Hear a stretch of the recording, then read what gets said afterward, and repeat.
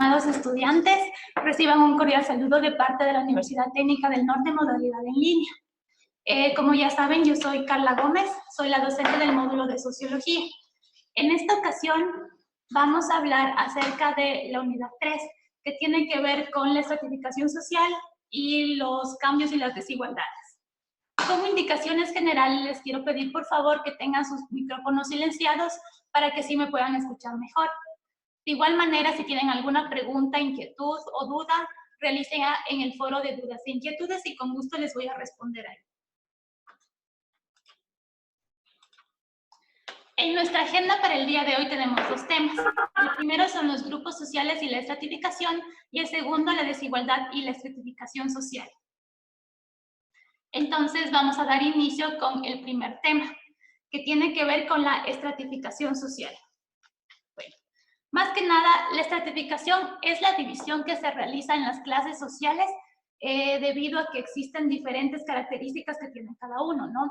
Entonces, esto provoca que se agrupen en diferentes categorías las personas, lo que a su vez provoca que haya una jerarquía dentro de las sociedades.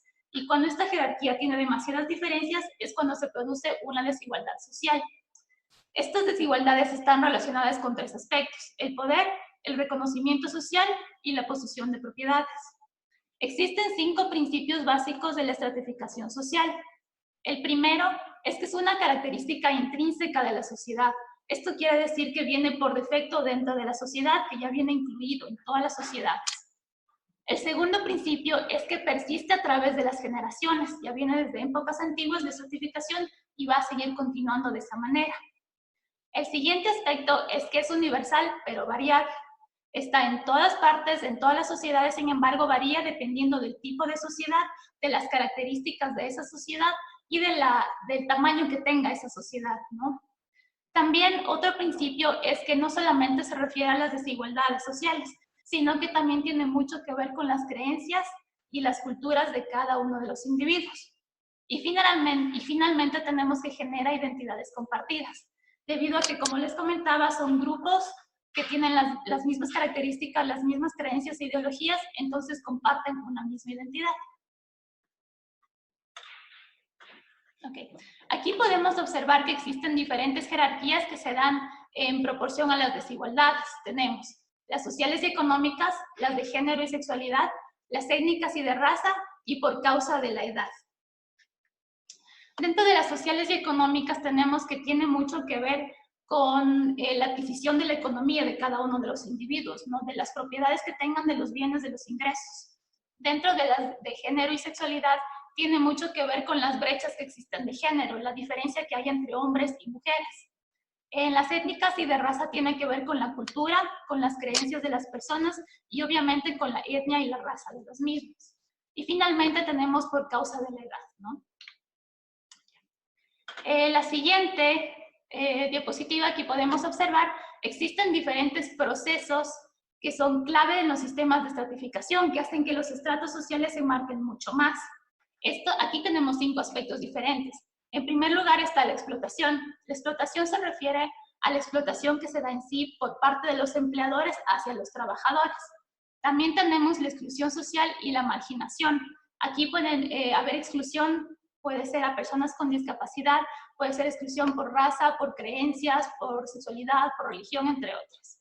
También existe un sentimiento de impotencia por parte de algunas personas que tal vez desean pertenecer a otro estrato social del que pertenecen en este momento.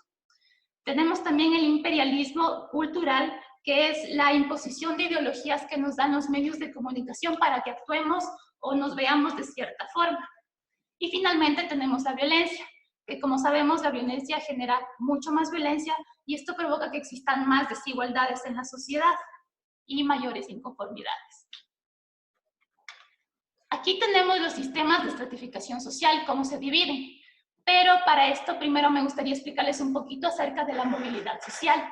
La movilidad social se refiere al movimiento que tienen las personas para pasar de un estado socioeconómico hacia otro.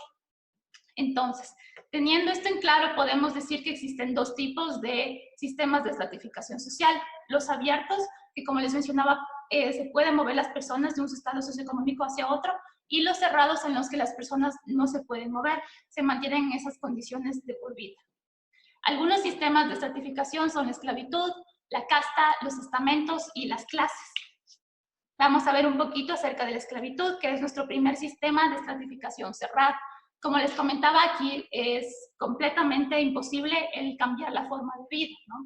La esclavitud se caracteriza principalmente porque las personas son consideradas propiedad de otras personas, ya sea esto por producto de compra y venta o por un intercambio, puede ser de personas mismas o de algún bien. Bueno, dentro de la sociedad moderna, la esclavitud ya no se practica, aparentemente, porque sí existen lugares en donde se practican todavía, no como esclavitud en sí, sino en diferentes formas, como puede ser prostitución, matrimonios arreglados o incluso trabajos forzosos. Nuestro siguiente sistema de estratificación social son las castas. Las castas también son un sistema cerrado, ya que tienen una jerarquía bastante rígida. Una característica principal de las castas es que las personas que nacen dentro de un estrato se mantienen en ese estrato de por vida y es heredado.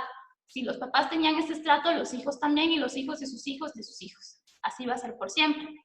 Esto de las castas principalmente se manifiesta en las sociedades agrícolas, las sociedades que están en Sudáfrica y también en la India. Aquí a su derecha pueden observar hay una pirámide. Esta pirámide es un ejemplo de las castas que están en la India. En la parte de arriba de la pirámide podemos observar que está la clase más alta. Aquí es donde se encuentran los sacerdotes. Más abajo están los mercaderes y terratenientes. En el tercer puesto, un poquito más abajo, están los soldados y gobernantes. Y finalmente, en la parte inferior, están los artesanos, sirvientes, agricultores, campesinos y el resto de la sociedad. Un aspecto importante de aquí, de esta pirámide en particular, es que las personas que no pertenecen a ninguno de estos estratos son consideradas personas impuras o personas intocables. Estas personas son como lo más bajo de la sociedad, de la clase social, y se les asigna trabajos que ninguna de las otras castas quisiera realizar, como por ejemplo la incineración de muertos o el trabajo con aguas residuales. A continuación tenemos el siguiente sistema de estratificación. Este se llama estamento. Los estamentos son un sistema bastante peculiar porque en sí pueden ser conocidos como un sistema de estratificación cerrado, pero tienen una ligera particularidad, que es que si una persona dentro de un estamento contrae matrimonio con alguien de una clase social más alta, esa persona puede cambiar sus condiciones de vida, o sea, si tiene un poco de movilidad social. Los estamentos aquí en Latinoamérica no existen, sin embargo, en Europa sí se encontraban bastantes. No existen aquí porque tienen mucho que ver con la nobleza, aquí no tenemos eso. Los estamentos se dividen en 3 estados. Está el primer estado, como les comentaba, la nobleza, que es la clase social más alta que puede existir. El segundo, que es el clero, donde están las personas que tienen que ver con los servicios religiosos. Y finalmente está el tercer estado, que son los plebeyos, que son el resto de la sociedad. Finalmente, nuestro último sistema de estratificación social es la clase. La clase es un sistema de estratificación abierto. Aquí sí se pueden dar cambios en las posiciones sociales de la persona y también en la socioeconomía de las personas. Las clases se distinguen principalmente porque existe una distribución desigual de la riqueza, del poder y del prestigio, ¿no? Aquí también se puede ver que hay diferencias en los salarios, en las condiciones de trabajo de cada uno de los individuos. Principalmente la clase se basa en las diferencias económicas que existen entre los diferentes individuos. A continuación vamos a ver un poquito acerca de la teoría de luchas de clases de Karl Marx. Bueno, inicialmente Karl Marx nos decía que existen 2 tipos de clases sociales: los aristócratas, que son los dueños de las tierras, y las personas que trabajan esas tierras, ¿no? Pero después de la Revolución Industrial, él cambió un poco este concepto de los aristócratas y las personas que trabajan. Entonces actualizó sus conocimientos y nos dice que existen 2 clases sociales. Uno, que son las personas que tienen los medios de producción, también conocidos como los capitalistas, y las personas que venden su fuerza de trabajo, también conocidos como el proletariado. Bueno, Karl Marx nos dice que existe una lucha entre estas 2 clases sociales porque las personas del proletariado se ven afectadas de alguna manera, ¿no? Dicen que lo que producen ellos no va de acuerdo a lo que ellos están ganando. Entonces los capitalistas se están llevando un gran porcentaje de este valor. que es lo que conocemos como la plusvalía. Él también introduce un nuevo concepto, que es la depauperación, que se refiere al desequilibrio de la riqueza dentro de la sociedad, la desigualdad de la riqueza.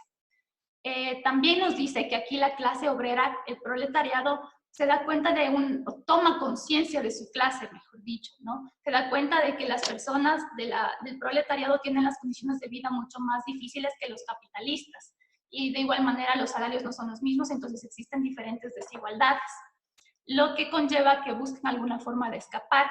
Y entre estas formas están el realizar revoluciones, el realizar huelgas y el tener inconformidades de distintos tipos, ¿no? Entonces, a eso se refiere la lucha de clases de Karl Marx, a la lucha entre el proletariado con el capitalista.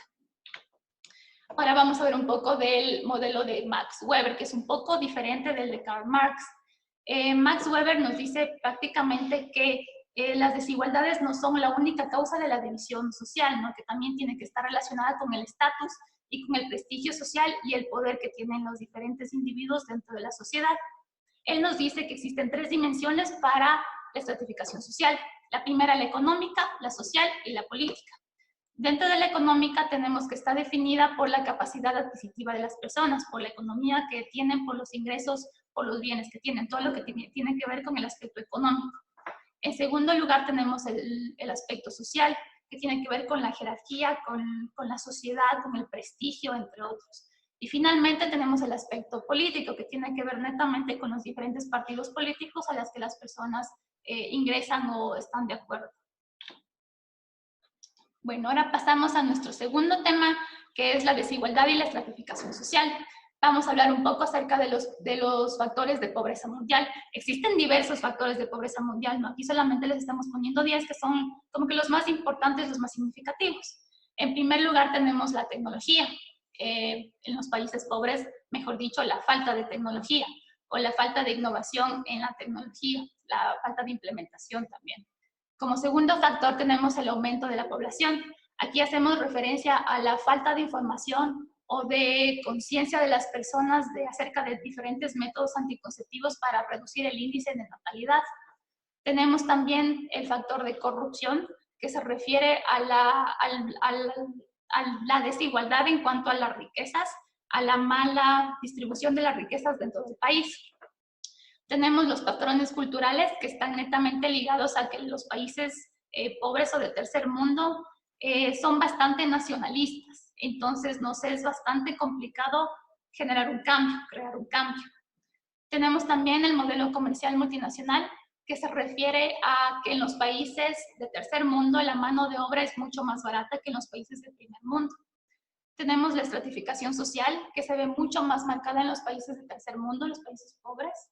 Tenemos también el cambio climático, que hace referencia en algunos casos a la escasez de comida dependiendo de las circunstancias de los desastres naturales, o también puede ser al aumento en los precios de los alimentos.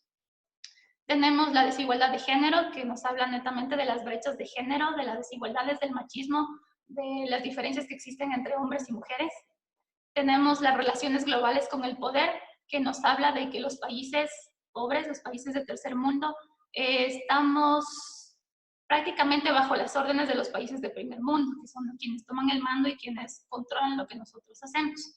Y finalmente tenemos las enfermedades y epidemias, que se dan mucho más en los países de tercer mundo, en los países pobres, debido a la falta de economía y también a la falta de medicina. Aquí también podemos ver un cuadrito que dice estratos sociales en Ecuador. Esta es una encuesta que se realizó en diferentes ciudades de aquí del Ecuador, entre ellas Guayaquil, Cuenca, Quito, las ciudades más grandes, las principales, y podemos ver que está marcado de morado el estrato C. El estrato C se refiere al estrato de actividad socioeconómica media-baja. ¿Qué quiere decir esto? Que como podemos ver en el cuadrito, la mayoría de la población o la mitad de la población prácticamente nos encontramos en ese estrato social medio-baja. Nuestro siguiente tema es la movilidad social. Bueno, al inicio ya les hablé un poquito acerca de la movilidad social, pero les vuelvo a recordar. La movilidad social es prácticamente el movimiento que tienen las personas para pasar de un estrato social, de una actividad, de una clase socioeconómica hacia otra clase socioeconómica, ya sea ascendente o descendente o horizontal, ¿no? Ya vamos a ver eso. Existen 4 tipos de movilidad social: la vertical, la horizontal, la intergeneracional y la intrageneracional. La vertical, a su vez, se divide en 2. La ascendente, cuando las personas pasan de un nivel socioeconómico a uno mejor, y la descendente, cuando por diferentes circunstancias, puede ser por la política o la economía en el país, pasan de su clase social a una más baja, ¿no? Un ejemplo de esto puede ser la crisis que está viviendo Venezuela. Tenemos también la movilidad social horizontal, que tiene mucho que ver con el cambio, pero no el cambio en el nivel socioeconómico, sino un cambio que tiene que ver con, por ejemplo, un cambio de un trabajo a otro trabajo, de un puesto de trabajo a otro puesto de trabajo, de habitar en una ciudad a pasarse a vivir a otro país, pero no afecta la economía de la persona, no afecta al aspecto socioeconómico.